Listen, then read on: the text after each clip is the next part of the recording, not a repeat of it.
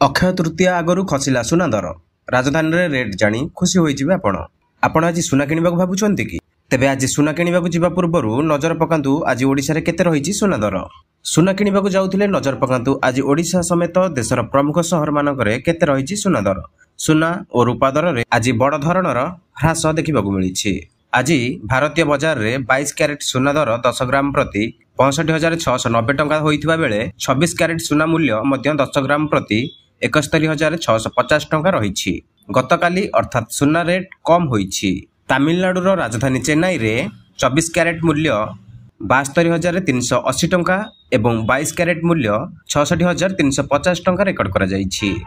ପଶ୍ଚିମବଙ୍ଗର ରାଜଧାନୀ କୋଲକାତାରେ 24 କ୍ୟାରେଟ୍ର ସୁନା ମୂଲ୍ୟ 71,510 ଟଙ୍କାରେ ବିକ୍ରି ହେଉଛି। 22 କ୍ୟାରେଟ୍ ସୁନା ହାର 10 ଗ୍ରାମ ପିଛା 65,550 ଟଙ୍କାରେ ବିକ୍ରି ହେଉଛି। ତେଲେଙ୍ଗାନାର ରାଜଧାନୀ ହାଇଦ୍ରାବାଦରେ 24 କ୍ୟାରେଟ୍ ସୁନାର ମୂଲ୍ୟ 71,510 ଟଙ୍କାରେ ଏବଂ 22 କ୍ୟାରେଟ୍ ମୂଲ୍ୟ 10 ଗ୍ରାମ ପିଛା 65,550 ଟଙ୍କାରେ ବିକ୍ରି ହେଉଛି। କର୍ଣ୍ଣାଟକର ରାଜଧାନୀ ବାଙ୍ଗାଲୋରରେ 24 କ୍ୟାରେଟ୍ ସୁନା ମୂଲ୍ୟ 71,510 ଟଙ୍କା ଏବଂ 22 କ୍ୟାରେଟ୍ ସୁନା 10 ଗ୍ରାମକୁ 65,550 ଟଙ୍କାରେ ରହିଛି। ରାଜଧାନୀ ଭୁବନେଶ୍ୱରରେ 24 କ୍ୟାରେଟ୍ ସୁନା ମୂଲ୍ୟ 71,510 ଟଙ୍କାରେ ବିକ୍ରି ହେଉଛି। ଏଠାରେ 22 କ୍ୟାରେଟ୍ ସୁନା ମୂଲ୍ୟ 10 ଗ୍ରାମ ପ୍ରତି 65,550 ଟଙ୍କା ରେକର୍ଡ କରାଯାଇଛି। ସୁନା କିଣିବା ବେଳେ ଲୋକମାନେ ଏହାର ଗୁଣକୁ ମନେ ରଖିବା ଆବଶ୍ୟକ। ଗ୍ରାହକମାନେ କେବଳ ହଲମାର୍କ ଦେଖିବା ପରେ କିଣିବା ଉଚିତ। ହଲମାର୍କ ହେଉଛି ସୁନାର ଏକ ସରକାରୀ ଗ୍ୟାରେଣ୍ଟି।